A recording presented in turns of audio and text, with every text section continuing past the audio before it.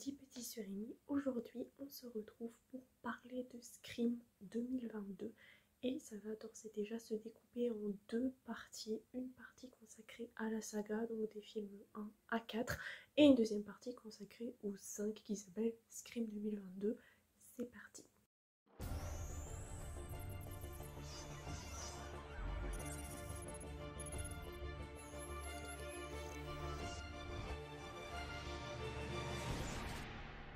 Alors je vais déjà vous parler de la saga en premier lieu, donc des films 1 à 4 pour vous faire un topo, mais il faut savoir que Scream 5 peut se voir sans avoir vu la saga principale. Cependant, comme c'est un reboot slash suite et qu'il y a beaucoup de références, je ne peux que te conseiller de remater la saga complète avant d'aller voir Scream 5. Perso, c'est ce que j'ai fait et je trouvais mon expérience de visionnage beaucoup plus intéressante.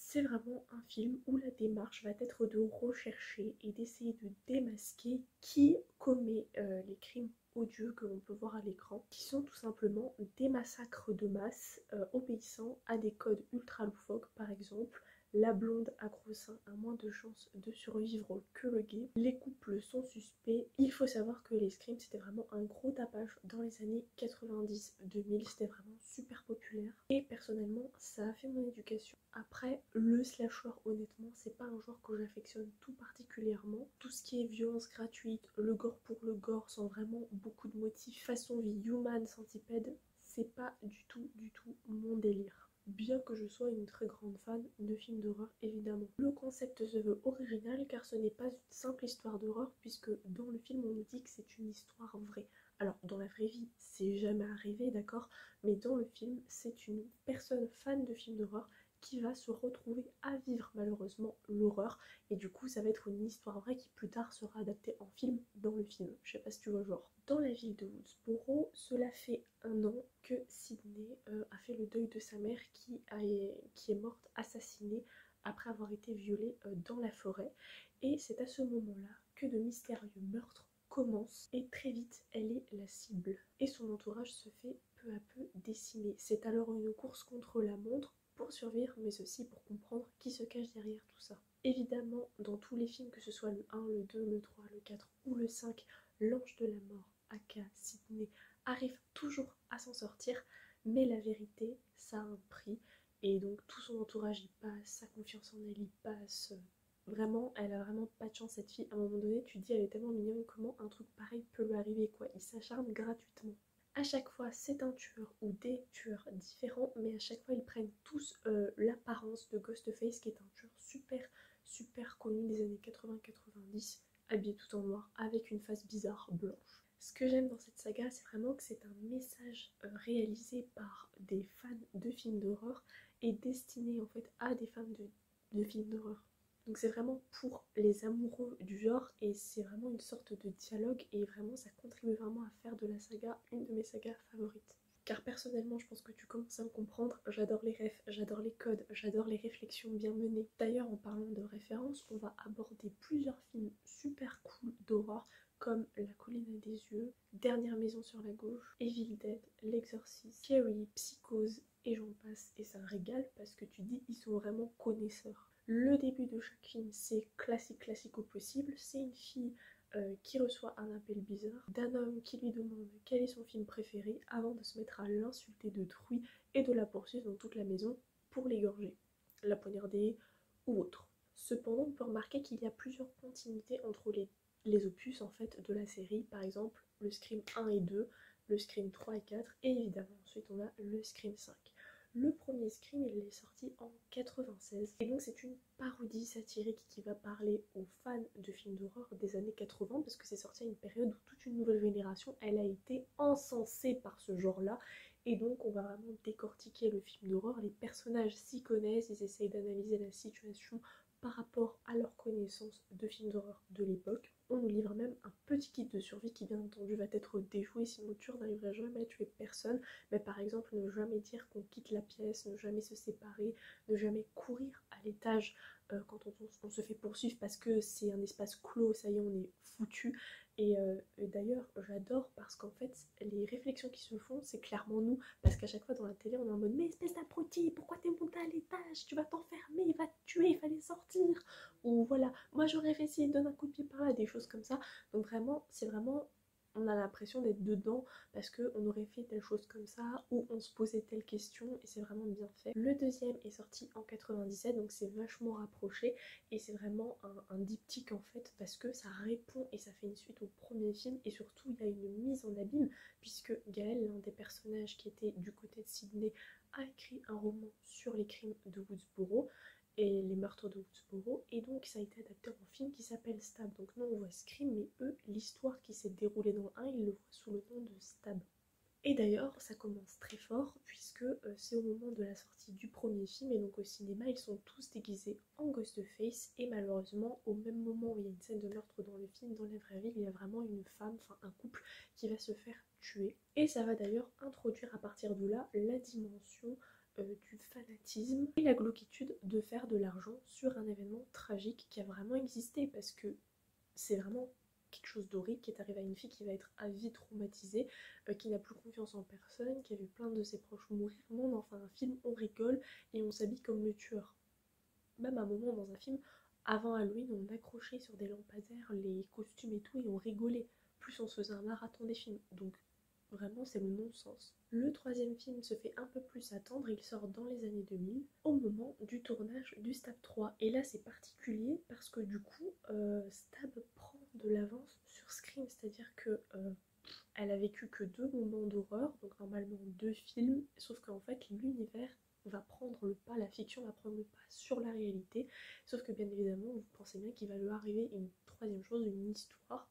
Et donc Stab a pris le pas sur Scream et quelqu'un est bien décidé à bien finir l'histoire correctement en faisant voir de toutes les couleurs à Sydney. Et la particularité c'est que chaque personnage réel va avoir sa doublure du film. Donc par exemple Sydney qui est l'héroïne de Scream va avoir sa Sydney qui est l'actrice qui devait l'incarner pour Stab 3. Pareil pour Gaëlle qui va avoir également sa doublure pour le film, etc. Et donc à chaque fois, ça va être de savoir qui le tueur va tuer, la doublure, le vrai personnage, etc. Sachant qu'en plus, il y avait une particularité, c'est qu'il n'y avait vraiment plus de règles. C'est-à-dire que vraiment, c'était plus la blonde qui devait mourir en premier parce que tati tata. Vraiment, il y avait un truc spécifique, c'était vraiment open. Et la fin était vraiment bien menée. On comprend mieux pourquoi il n'y avait plus vraiment de règles. Parce que c'est encore une fois lié au premier sans pour autant être lié au premier. Le quatrième film s'est fait attendre, il est sorti en 2011 et là pour le coup ça offre vraiment une ellipse d'une dizaine d'années à peu près puisque le cinéma a évolué, le slasher c'est de la mode ancienne, néanmoins les ados adorent, surtout ceux qui vivent à Woodsboro, ils se font même un stabathon, donc c'est un marathon vers Halloween où ils revoient tous les films, ils sont déjà au 6e ou 7e opus de Stab tellement ils sont fans et tout. Et d'ailleurs le réalisateur fait le pari en fait d'offrir une réflexion sur cette évolution du cinéma qui laisse un petit peu le slasher de côté tout en introduisant les nouvelles technologies et avec son regard de vieux daron dépassé, il va notamment critiquer le film Saw qui serait selon lui de la violence gratuite. Personnellement j'en reparlerai dans une vidéo dédiée parce que pour moi c'est une des meilleures œuvres d'horreur et il me semble même que c'était le film d'horreur le plus populaire des années 2000 et 2010 et d'ailleurs moi je me suis refait toute la saga avant le nouveau film et tout et je trouve vraiment que le personnage principal a vraiment des idées de dingue, qui a une logique et que c'est pas de la violence pour de la violence. Mais bon, bref, là dans Scream, il critique grandement Saw, donc il faudra revenir là-dessus. Mais j'ai bien aimé ce parallèle-là. J'aime bien aussi la critique qu'il a fait du début des années 2000 avec l'arrivée des remakes insipides. Je suis plutôt contente qu'il ne soit plus de ce monde, enfin pas dans le sens que vous pensez parce que c'est triste qu'il soit mort en 2015, mais vraiment que je pense qu'il serait pas très content de voir à quel point aujourd'hui l'industrie se fait de l'argent sans forcément innover et il fait des remakes sur remakes sur remakes. Le tueur veut quelque chose d'assez particulier que les anciens tueurs ne voulaient pas nécessairement, c'est de la notoriété. Il veut devenir une star du web tout en martelant sur le fait que ça y est, les stabs 6, 7, 8, 9, etc. C'est dépassé, que le meilleur c'était le 1, etc. Et qu'on ne déconne pas avec l'original et que c'est très difficile de faire mieux quand on a déjà mis la barre haute. Et c'est vrai, les tout premiers Scream étaient bien meilleurs que les derniers selon moi.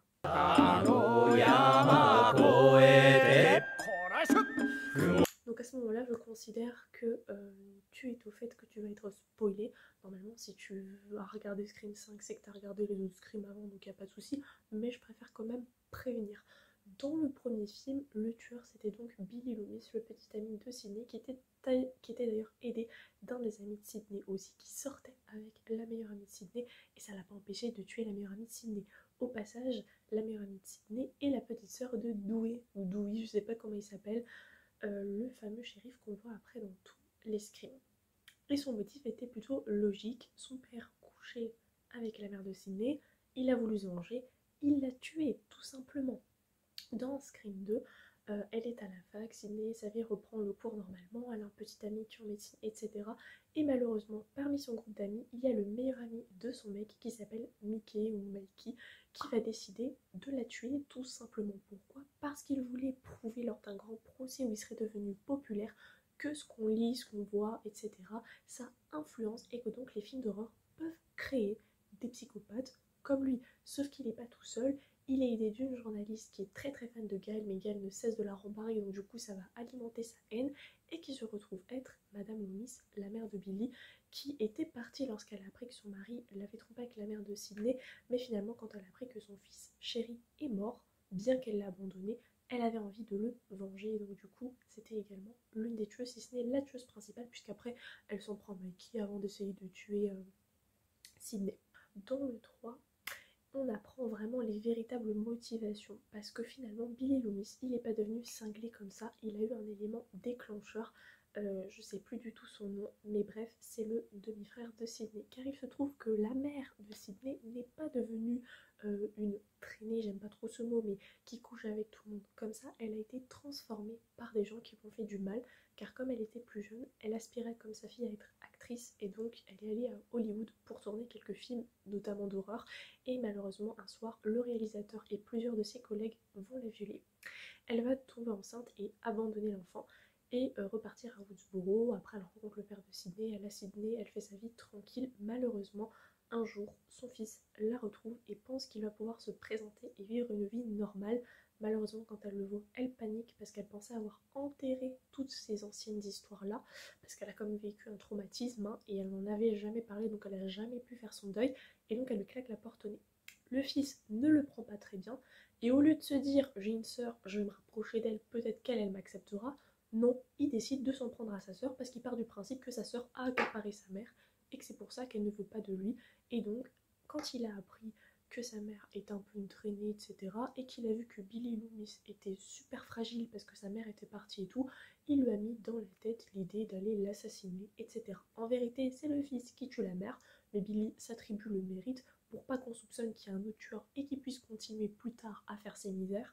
Et donc du coup, lors du tournage de Stab 3 je crois, il y a le fameux Cotton qui était le gars qui avait été accusé à tort du meurtre de sa mère, mais finalement Sidney s'entend avec lui en fait, qui va mourir, et donc elle va décider d'aller sur le tournage pour comprendre, et c'est là qu'elle va rencontrer son frère sans pour autant savoir que c'est lui au départ. Va s'en suivre des meurtres, et à la fin il lui dit que c'est son demi-frère, il lui dit pourquoi il fait ça.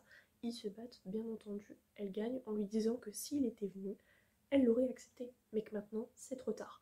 Et donc c'est vraiment un crève-cœur, mais c'est vraiment très bien pensé. Et du coup moi je me suis dit dans le 4, mais alors ils vont faire quoi? Ils ont fait le tour en fait. Et en fait non, ils n'ont pas fait le tour, tout simplement. Sidney écrit son livre, elle retourne à Woodsboro pour faire la promo, les crimes recommencent, et là entre en scène sa cousine qui est beaucoup plus jeune qu'elle et qui donc elle ne la connaît pas trop. Elle essaye d'instiller des liens avec elle et tout, mais bon voilà, l'âge, la différence, etc. La famille c'est compliqué, et en fait à la fin on se rend compte que la tueuse c'est en fait sa petite cousine toute mignonne. Et pour autant au départ on essayait un petit peu de faire le parallèle entre elle et sa cousine, avec notamment le mec de sa cousine qui rentre par la fenêtre, ça faisait penser à Billy Loomis, etc. Et en fait, elle va s'allier avec un de ses camarades de classe pour tuer toutes ses copines et pour recréer en fait le stab originel, la première histoire, donc quand Sydney était avec Billy dans le 1, et parce qu'en fait elle veut de la notoriété. Elle a été complètement, son existence complètement effacée par rapport à Sydney, tous ses proches, tous ses amis, même sa mère lui disait Sydney par-ci, Sydney par-là, et elle voulait à tout prix être une lumière, une étoile, quitte à devenir mauvaise. Elle voulait copier Sydney en tout point, quitte à devenir le tueur, et donc du coup voilà, c'était elle, la tueuse. Et c'était vraiment très bien amené, même si c'était pas du tout mon film préféré, mais j'ai adoré l'idée. Le Scream 2022, ils l'ont pas appelé 5 parce que comme je l'ai déjà dit, ça peut servir de reboot et pas que de suite, mais pour moi c'est quand même une suite, n'a pas été réalisé par Wes Raven, puisque comme je l'ai dit, il est mort en 2015. Et ce film-là, il essaie quand même de s'inscrire dans la lignée des 4 premiers films. Et honnêtement, je trouvais que c'était un challenge super lourd parce que en plus c'était déjà Wes Raven, il a fait du taf de malade, donc c'est compliqué de passer après une telle pointure, mais aussi c'était un peu le mois de la nostalgie parce que fin 2021, on a eu par exemple Matrix qu'on attendait depuis longtemps, on a eu le dernier Spider-Man qui a fait un tapage, et donc c'était vraiment la nostalgie, donc Scream arrivait pas forcément à un bon moment.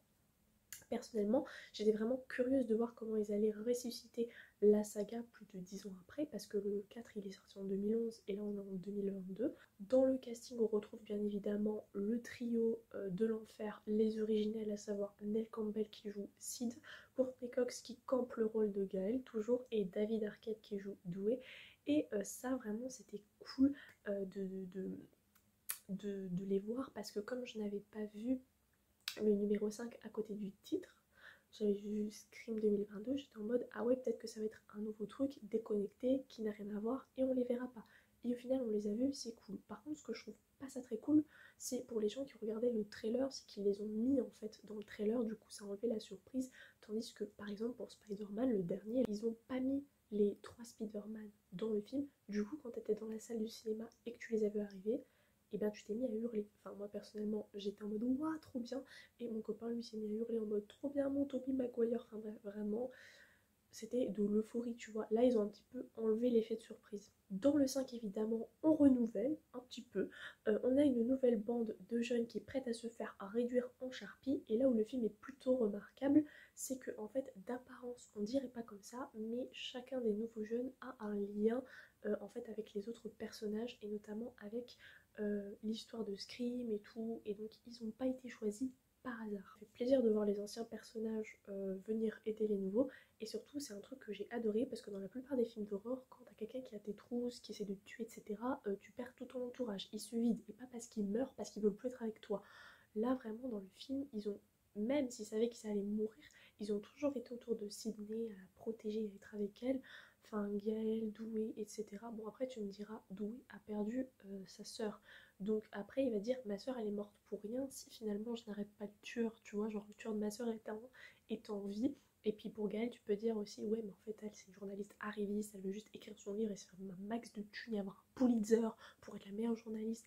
Mais en fait, on se rend compte au fur et à mesure que les films passent, surtout à partir du 3 et 4, que vraiment c'est une famille qui s'est créée entre Sydney, Gaëlle et Doué, et qu'ils ont vraiment des liens super forts entre eux. Bref, le film commence de manière ultra traditionnelle, avec une fille qui reçoit un appel bizarre et qui va se faire égorger une fois qu'on m'a dit quel est ton film préféré, grosse trouille. Au niveau de l'ambiance du film, je l'ai trouvé un peu plus moderne, et c'est vrai, un peu plus violent que les précédents. Après de là, le mettre moins de 16 ans, je trouve pas. Après, chacun a un rapport particulier à la peur. Moi perso, j'ai pas eu peur. Niveau photographie, c'était assez banal. Après, c'est un thriller psychologique, un petit peu slasher, voilà. C'est pas quelque chose de fifou, c'est pas quelque chose de très intellectuel. Bon, vous me connaissez, je suis une cinéphile qui aime chipoter sur les détails. Niveau tuerie, comme je l'ai dit, c'était à peine plus violent, mais après, c'était pas vraiment original. On sent qu'ils ont tenté de créer des nouvelles techniques de tuer, mais que finalement, ils sont revenus aux bonnes vieilles bases. Niveau lieu, on reste quand même à Woodsboro, donc c'est difficile de faire quelque chose de plus frais. C'est du vu, revu, on connaît toutes les rues par cœur. Et puis au final, eh bien, on renouvelle pas grand chose, hein. J'ai bien aimé, mais on a essayé de faire un truc nouveau, mais en reprenant des anciens codes, donc finalement on est dans un entre-deux.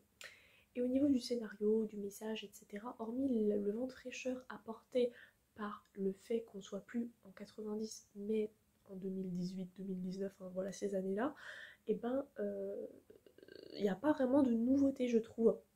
Mais au final, ça fait quand même le taf, parce que Scream reste quand même une de mes sagas favorites de tout le cinéma. Et en plus, apparemment, ça a convaincu beaucoup de monde, parce qu'au box-office, Scream 2022 a détrôné le dernier Spider-Man.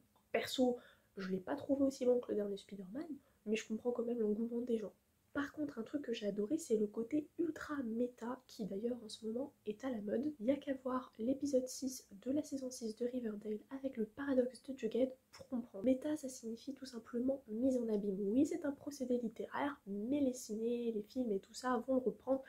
Et c'est vraiment super bien fait. En tout cas, c'est très compliqué de bien le faire, mais quand c'est bien fait, ça fait vraiment le taf.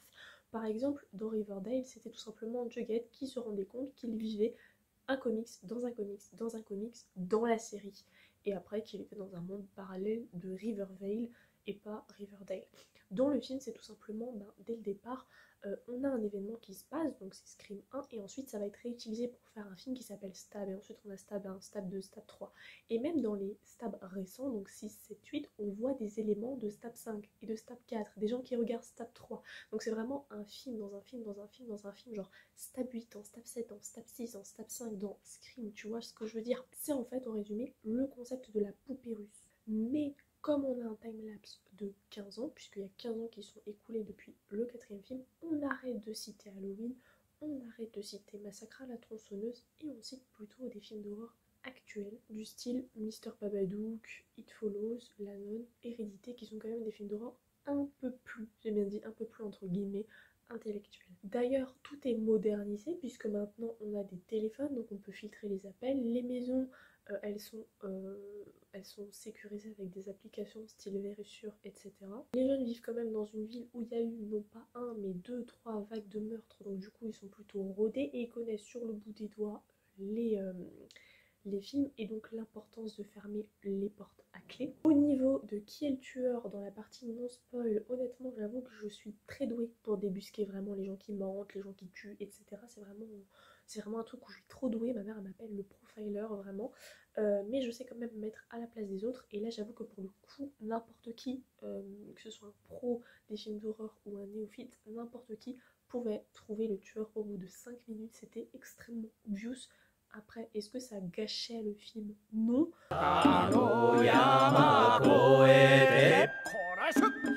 Maintenant, on passe à la minute de spoil. Donc, je considère que maintenant, tu es au courant que je vais spoiler ce qui s'est passé dans Scream 2022. Voilà.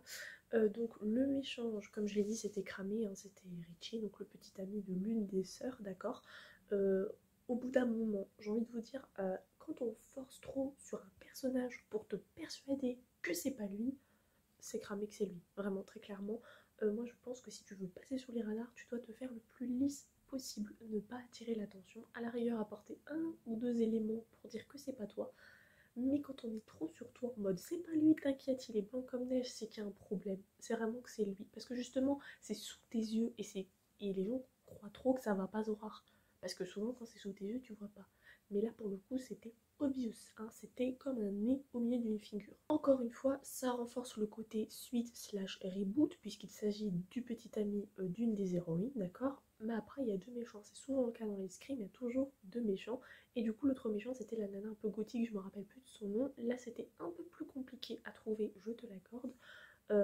Mais au moins, elle a permis de faire passer un message, parce que, sans déconner, on oublie trop souvent que la fiction, c'est de la fiction, c'est un film, c'est pas réel, ça sert à rien de s'exciter sur ça et d'aller tuer des gens parce que t'es pas content, que les nouveaux films soient nuls et que le premier film était meilleur. Faut se calmer à un moment donné, genre au moins Billy Loomis dans le 1, il avait une raison, genre, même si on tue pas les gens pour ça, mais je veux dire que c'est quand même plus, c'est un mobile beaucoup plus probant de dire, mon père couche avec ta mère, du coup je suis dégoûtée de ma vie, je l'ai tué, plutôt que de dire ouais mais en fait les screams, voilà, vous comprenez pas, moi je suis un fan toxique, blabla, du coup je tue des gens. Donc du coup dans le 1 il y avait un bon mobile, mais dans le 4 et dans le 5 c'est vrai que le mobile des gens c'était de la folie pure, de la méchanceté gratuite, et ça, Et ça m'a fait repenser très clairement à ce qu'a dit Mikey ou Mickey dans le 2, en disant que bah, justement les films influencent la psychologie des jeunes. Et finalement ce message-là, il résonne avec notre débat contemporain, à savoir les jeux vidéo violents transforment nos adolescents en psychopathes. Donc c'est à méditer. Par contre, même si c'est prévisible, moi personnellement, je suis toujours en PLS pour la mort de Doué. Ça, je ne... Non, je suis désolée. Pour moi, c'est le meilleur personnage, vraiment. Euh, ok, dans le 2, fallait tuer Randy. Et dans le 3 ou 4, fallait tuer Cotton. Donc il y avait cette loi de tuer un des anciens, un des originels, tu vois. Mais là, honnêtement, pour le coup, quitte à tuer un ancien, j'allais dire, mais pour donner une légitimité, tu vois. Parce que même quand le tueur tue Dou, il dit ouais, c'est un honneur et tout. Mais là, tu comprends que du coup, le tueur est un fan des films et tout. Euh, pour se donner une légitimité, quitte à tuer un ancien, mais tue Sydney, la vérité, en vrai, tue Sydney ou même tue Gaël, mais tue pas Dou et tout, et c'est le meilleur, genre. Et je pense que c'est là que le film il a été fort, parce qu'il a tapé fort justement. Il a tué la personne qui. Voilà. Tout le monde aime Doué. Je connais personne qui n'aime pas Doué. Donc en plus, Doué il se prend H24 des coups de couteau. Enfin, il a fini à moitié tétraplégique. Ensuite, Gaëlle elle s'est mariée avec lui parce qu'elle a failli le perdre quand il s'est fait poignarder pour la prévenir. Enfin, le gars, franchement, il était immortel. Et là, je comprends pas pourquoi ils l'ont tué là. Et j'étais en mode non, no way, non, pas Doué, tu vois, genre, j'étais pas bien.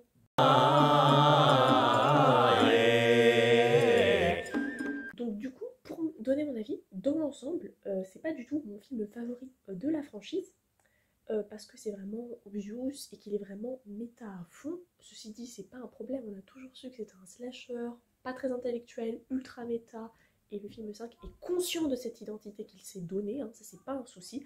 Mais moi personnellement, c'est pas mon préféré. Après, j'ai apprécié ma séance de visionnage, hein, et je trouve que c'était un bon film pour clôturer la saga.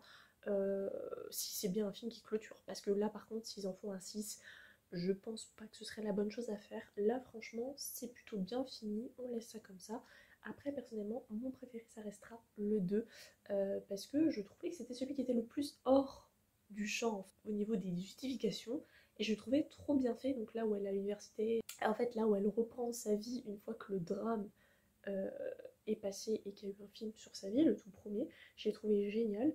Ensuite c'était le premier, vraiment l'original il était très très bien, c'était une claque, c'était sympa, même si on sent que c'est un microcosme, vraiment on était vraiment autour que de la bande d'amis, de l'école et de la maison, alors qu'après ben, l'univers va s'étendre.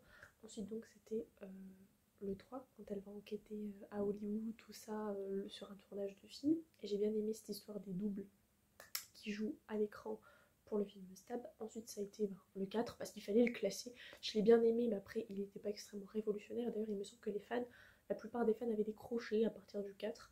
Et puis évidemment le 5 qui est donc le Scream 2022, qui est bien, mais par rapport aux autres pas tant que ça. Alors honnêtement j'aurais voulu plus détailler mon propos parce que j'ai vraiment plein de choses à dire, mais je pense que déjà c'est suffisamment long comme ça. Du coup, je pense que je le ferai sur mon blog. Je mets le lien parce que j'en ai créé un nouveau. Voilà, je veux repartir à zéro pour l'année 2022. Et donc j'espère que ça t'aura plu. Et je clôturerai en disant, quel est ton film d'horreur préféré ?